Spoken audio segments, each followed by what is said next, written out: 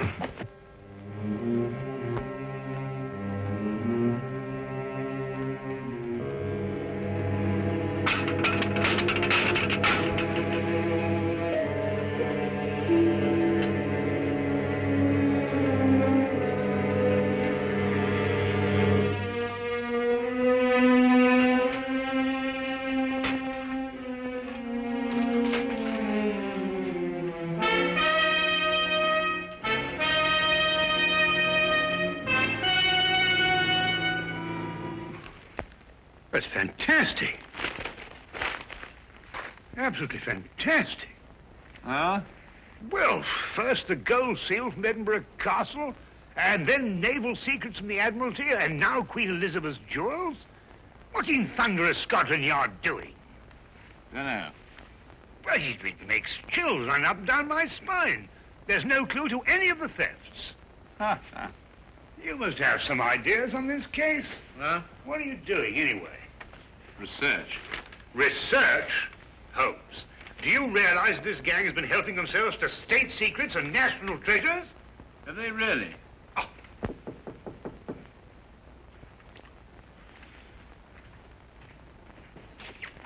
Oh, hello, Inspector. Come on in. Good morning, Dr. Watson. Is Holmes in? Yes, he is, but our communications seem to be faulty. Oh. There you are, Holmes. Oh, good morning, Lestrade. You're up early. Well, you'd be up early, too, if every government official in London were breathing down the back of your neck. Yes, I must say that would make sleep rather difficult, wouldn't it? Holmes, I'll come straight to the point. I need your help. Indeed? It's these extraordinary thefts. Government stuff, you know.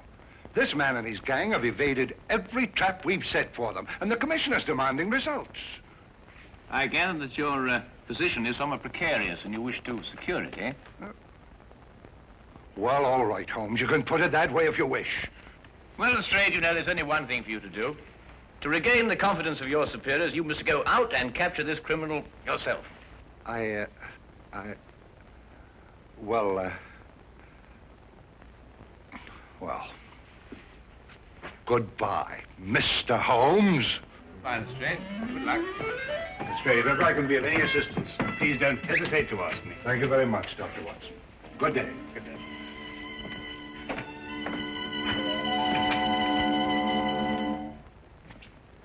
How could you do that to him?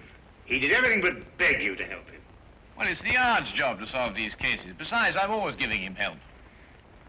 I should have thought if you wouldn't do it for Lestrade, at least you'd remember the security of England's being menaced by this criminal. Now, look, I know you're pressed, Holmes, but you don't seem to realize the... That's a special blend of tobacco, Watson. You wouldn't like it. I'm sorry, Watson. I didn't mean to upset you. Oh, no, not at all. You just startled me. Sorry. Really. I'm just going out for a walk in the fresh air. Oh, yes, well, goodbye, Watson. Enjoy your walk.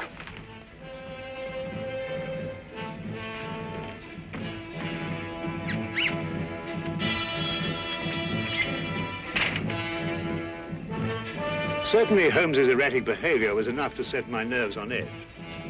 But now suddenly I was far more than upset, for I had seen something in that humidor. At least, I thought I'd seen something.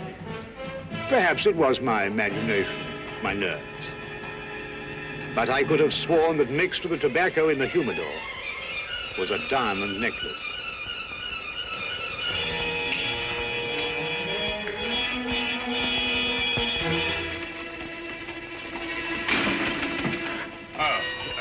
just going out. Yeah, you just going in? No, I'm just strolling about. Oh, that's nice. Well, I have an appointment. Oh, I say, would you like me to stroll along with you? Well, as a matter of fact, it's a private matter. I think I'd better go on my own. Oh, right. Well, will I see you for lunch? Most likely, yes.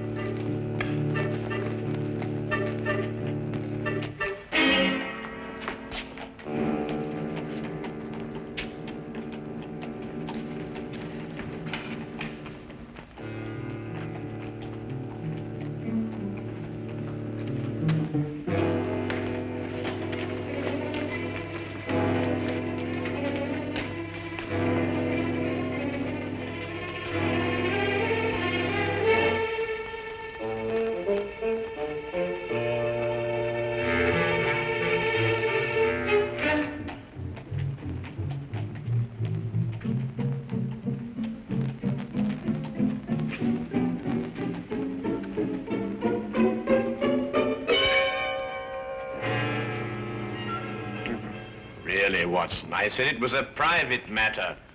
No, Look, I don't want you to think that I... Holmes, you must... No. Well, shall I be seeing you at lunch? I believe we've already discussed that. Yes, we already...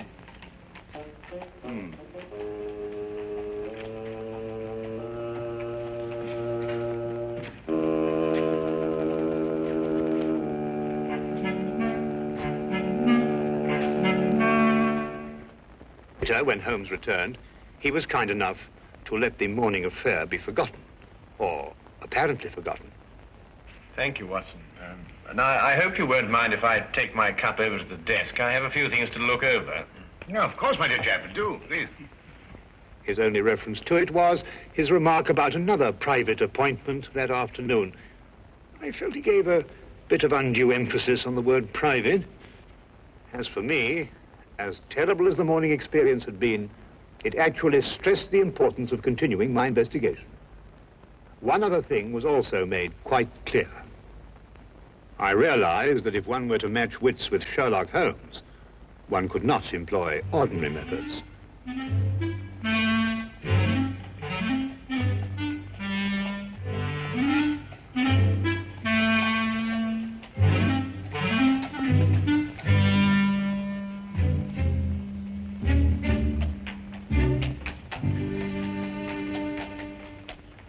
Charing Cross Station, please. I'm sorry, sir, this cab's engaged. That's all right. I'll double your fee. I'm sorry, sir, this cab is not available.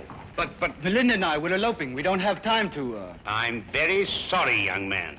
I'll triple your fee. For the third and last time, young man, will you kindly go and elope with somebody else? Nobody understands us. Not your father or my mother, nor this cabbie. Come, Melinda. We will fight the world together. But we will prove our love. Cabby?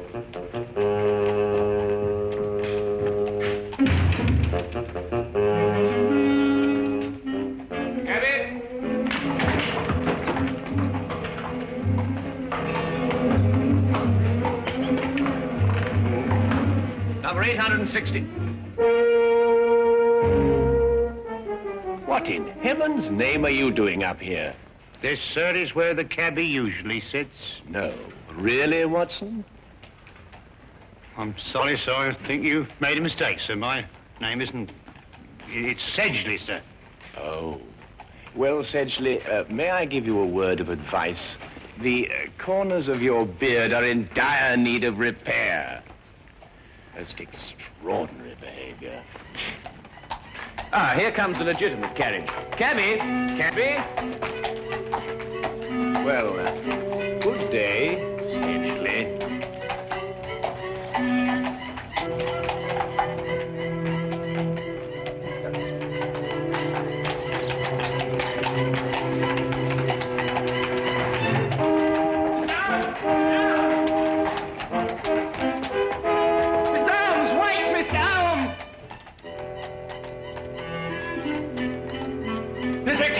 cabby? Yes, sir, yes. Good. 816 Bleak Street. And get a move on, I gotta catch that gent what just took off. Get in, sir. 816 Bleak Street. Right you are, sir. Right.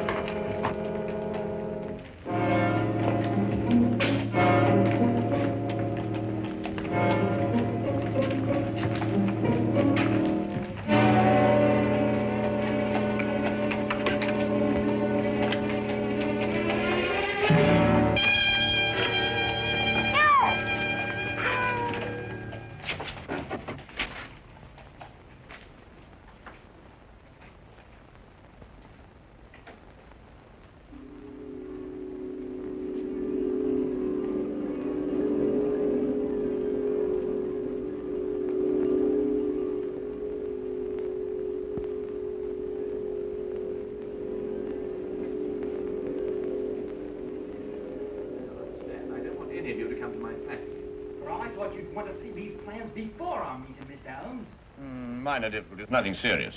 Now, Miss Ames. Yes, Mr. Holmes? I want you to take 15 paces to the right and 10 to the left. You must all remember that the first requisite of being a good thief is capable planning. As the newspapers have said, we are the most successful thieves England has ever known.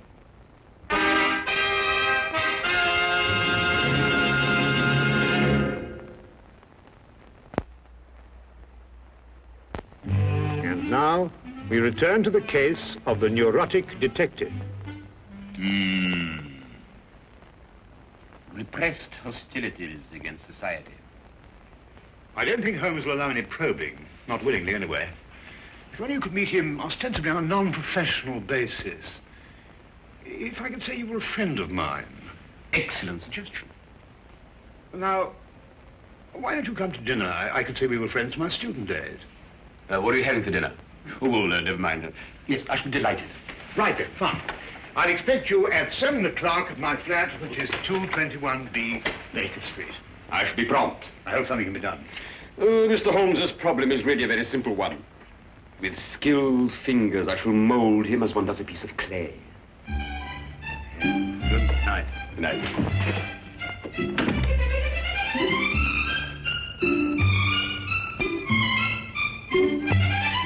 Ah, yes, the inner workings of the mind, Professor.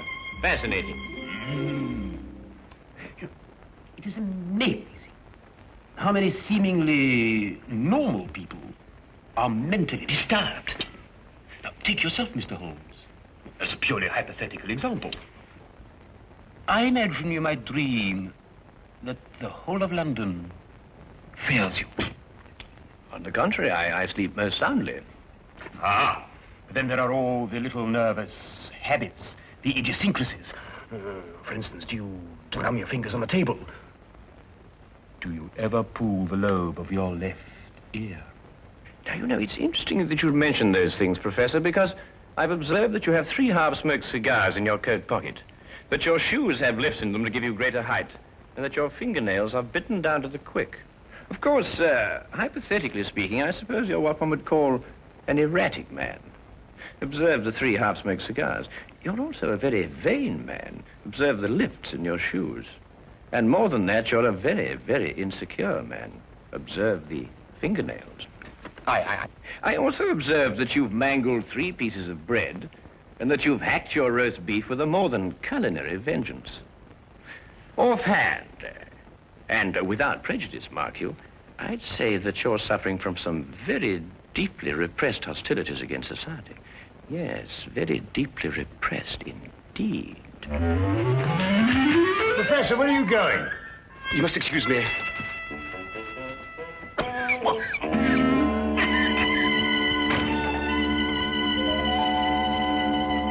Extraordinary friends you have, Watson. Yes, indeed.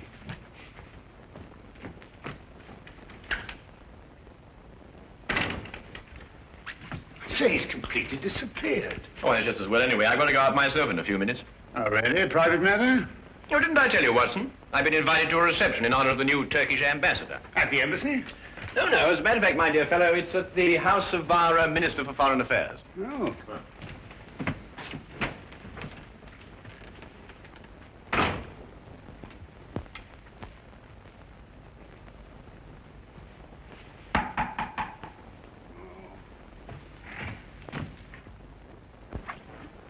Good evening, Dr. Watson. Is Holmes in? I want to ask him a few questions.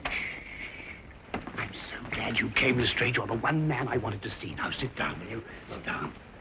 What's the matter? Now, Lestrade, I want you to promise me that what I'm going to tell you, you won't reveal till your dying day. The mood the commissioner's in, that may not be very long. I know who London's master thief is. Who? Holmes. Holmes? Holmes. Holmes! Shh. You're joking. I wish I were. Oh, but Holmes... I don't believe it. I can prove it. But that's not the point. The thing we've got to do is to stop Holmes, whisk him away and put him in a home somewhere. Yeah, but... Holmes? Oh, hello, Lestrade. I didn't know you were here. Oh, I, just happened to be in the neighborhood.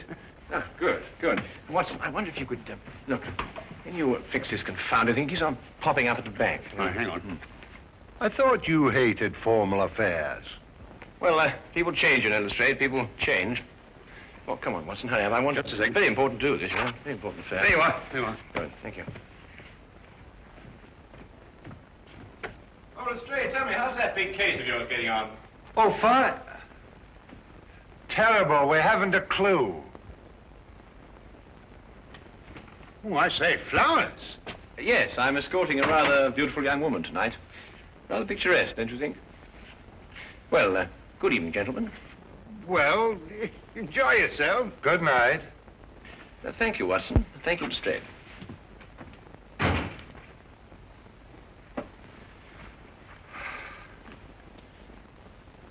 We knew what he was going to do.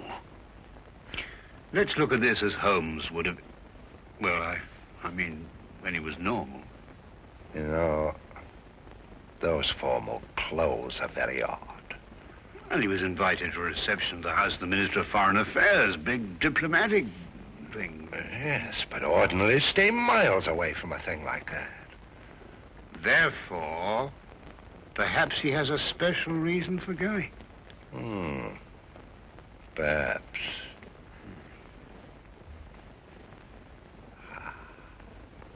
Yeah?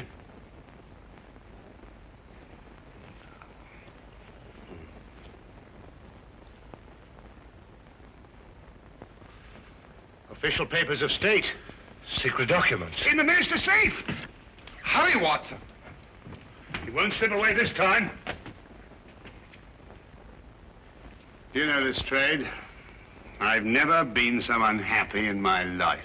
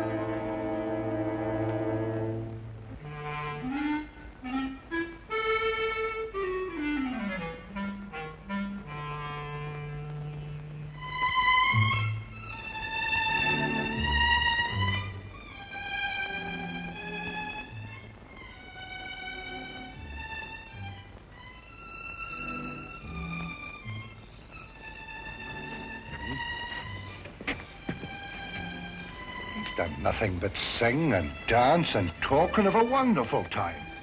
My feet are killing me. Where does the minister keep his safe? In his study. Well, we better get over there right away and be prepared for anything. I think the danger will increase now that the party's nearly over. You're right, Watson. Let's go.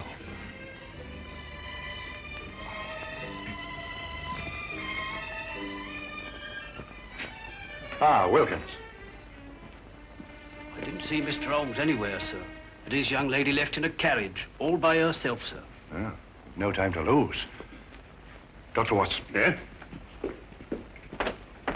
I want you to hide behind this curtain here. And, Wilkins, what's in here? It's a cupboard. I want you to stay in here and come out when you need it. Right, sir. I'm going to stay in the hall. We'll get Holmes no matter what he does. Right. Right.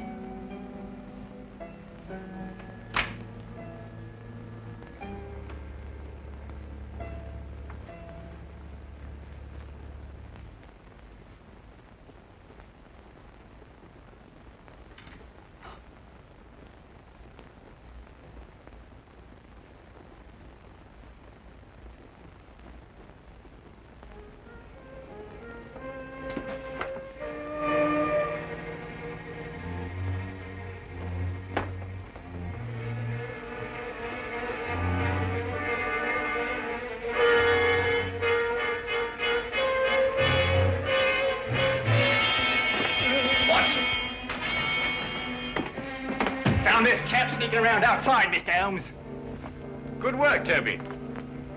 Now, look, Holmes, you don't know what you're doing. You're not well. You'll never get away with this, Holmes. I already have. Oh, Toby, would you be good enough to ask the commissioner to come in here, please? The commissioner? Of Scotland Yard? Well, naturally.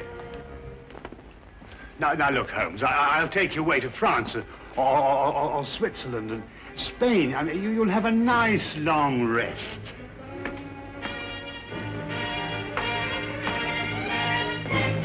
There you are, Commissioner. Splendid work, Mr. Holmes, splendid. Commissioner? You too? What are you talking about, Lestrade? And put your hands down. You're not in any danger. Yes. Mr. Holmes, all Bristol knows you a tremendous debt of gratitude for this magnificent service. Service? Dangers? What on earth are you talking about? There had been a great deal of unrest in recent months regarding the adequacy of the measures employed to guard many of our national treasures and government secrets. It was discussed in the various ministries and at the Yard. It was finally decided that we would put ourselves to a test. Mr. Holmes was hired as a most worthy adversary to our security. The results were most enlightening. A far tighter security system has already been planned. Working for Scotland Yard? But Holmes, why didn't you tell me? Because the only true test could be obtained by keeping the utmost secrecy. Every personal reaction had to be genuine. The men from Scotland Yard were told nothing because they too were being tested. It was essential that everyone believe these thefts in order that the test could be accurate and worthwhile. And the reactions were most amazing at the Yard. And to think, Watson, you didn't trust me. Oh, I say, look here, Holmes. No, Holmes, really, you've got to listen to me, please. I mean, get my point of view. I mean, for all I knew, the whole British Empire was at stake. Well, yes, you have a point there. Come along, Sedgley. Oh, really, Holmes? Sedgley?